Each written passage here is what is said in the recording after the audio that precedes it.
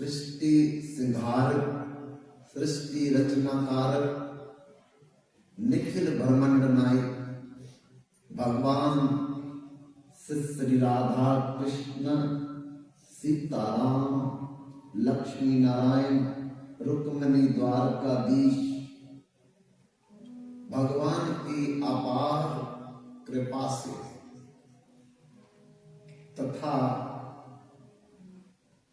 परम वैष्णव परम गुरु भगवान गौरी शंकर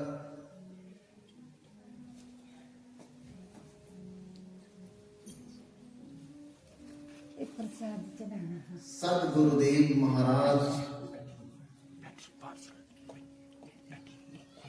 अनंत कोटि त्रिदंडी पादुकन वैष्णव जन संत जन महात्मा गण की अपार कृपा से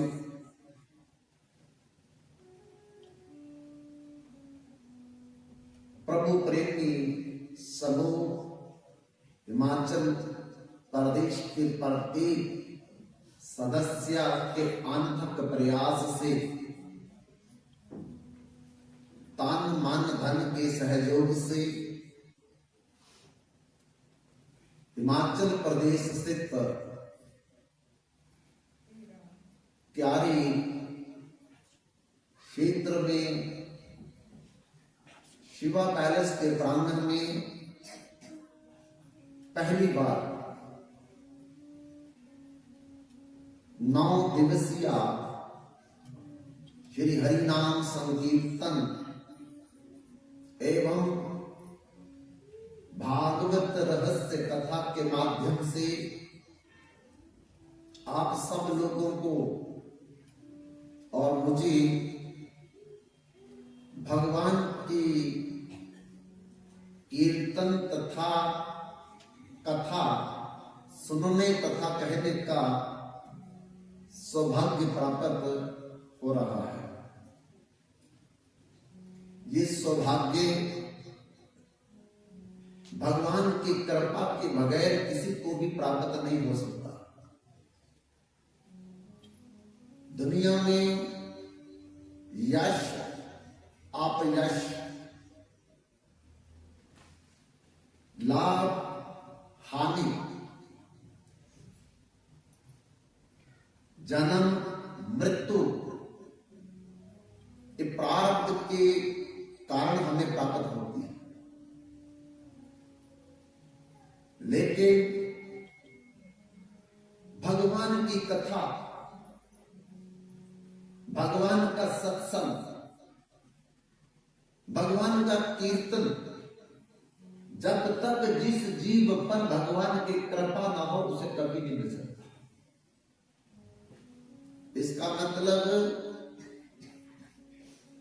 क्यारी में हजारों लोग होंगे लेकिन 9 दिन कथा चलेगी। जिनको भगवान कलाई पकड़ करके लाएंगे वही आएंगे, बाकी सोए रहेंगे, टीवी देखते रहेंगे, बैठे रहेंगे, गपशप मारते रहेंगे, पहाड़ के अंदर नहीं आ सकते। इसका मतलब जब तक किसी जीव के ऊपर भगवान की विशेष कृपा ना हो, करुणा ना हो, अनुकंपा ना हो, आशीर्वाद ना हो, तब तक वो एक क्षण के लिए भी भगवान के सत्संग कथा और कीर्तन में बैठ नहीं सकता। क्योंकि जिस दिन से वो कथा और कीर्तन सत्संग में बैठना शुरू करता है उसी दिन उसका नया जीवन होता है। उसी दिन से उसका आध्यात्मिक जगत में, चिन्मय जगत में, दिव्य जगत में, भगवान के क्षेत्र में दाखिला शुरू होता है। लेकिन बिना भगवान की कृपा से ऐसा संभव नहीं हो सकता है। गंगा पापम, अगर गंगा में कोई स्नान करे, कीर्तन करे, दर्शन करे तो केवल पाप नष्ट होते हैं। गंगा पापम, शशि तापम, चंद्रमा के निकलने से गर्मी से राहत मिलती है, ताप शांत होता है। धन्य कल्पतरुस्त था। और अगर कोई व्यक्ति गलती से भी कल्प वृक्ष के नीचे चला जाए, उसकी दरिद्रता खत्म होती है। बंधुओं, कहने का मतलब है कि गंगा केवल पाप को खत्म करती है, शशि केवल ताप को खत्म करता है, कल्प वृक्ष केवल दरिद्रता को खत्म करता है। लेकिन अगर कोई व्यक्ति सत्संग में पहुंच जाए और पहुंच करके बैठ जाए और बैठ करके सुन ले, तो पापम तापम धन्य अवंती संतो महाजसा, तीनों ही ये अपने आप ही मिल जाते हैं सत्संग के माध्यम से। गंगा नहीं जाना पड़ता, गंगा में स्नान धोना नहीं पड़ता, चंद्रमा निकले ना निकले कोई बात नहीं, कल्प वृक्ष मिले ना मिले, लेकिन जीवन में अगर सत्संग मिल जाए, कथा मिल जाए, भगवान का कीर्तन मिल जाए, तो ये अपने आप ही हमारे खाते में मिल जाएगा। इसलिए बिना सत्संग विवेक न हुई, राम कृपा बिन सुन बनस। जब तक कोई व्यक्ति सत्संग में नहीं बैठेगा, उसको ये पता नहीं चलेगा कि कहां से नर आया, कहां पे जाएगा, कौन तेरा मुकाम, मंगत सार विचारना मानुष जन्म का काम। हम कहां से आए हैं, है किसी को पता?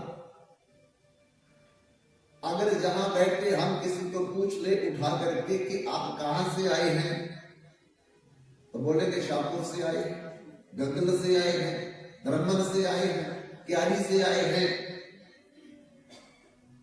एक तो इस जन्म की बात कर रहे हैं, पिछले जन्म, उससे पिछले जन्म, उससे पिछले जन्म, अनंत करोड़ जन्म हमारे बीत गए। हमने अगर हिमाचल में जन्म लिया तो हिमाचल का परिचय देंगे, अगर हम पंजाब में जन्म ले लेते तो पंजाब का परिचय देते, J&K में जन्म लेते तो J&K का परिचय देते। लेकिन ये तो हमारा इस जन्म का परिचय है, पिछले जन्म में हम कहां पैदा हुए थे उसका परिचय क्या है, उसके पिछले जन्म में हम कहां पैदा हुए थे उसका परिचय क्या है। ये सारे के सारे टेम्पररी, अस्थाई, अस्थिर हमारे एड्रेस हैं। परमानेंट एड्रेस का हमें नहीं पता है। किसी को पूछा जाए तुम कौन हो, तो जवाब देगा अशोक कुमार। अशोक कुमार जो तुम बोल रहे हो वो तुम्हारे शरीर का नाम है, वो भी इस जन्म के शरीर का नाम है। पिछला जन्म में तुम क्या थे, उसका क्या नाम था, उसके पिछले जन्म में तुम क्या थे, उसका क्या नाम था, उसके पिछले जन्म में तुम क्या थे, उसका क्या जवाब था। इसका मतलब हम नहीं जानते।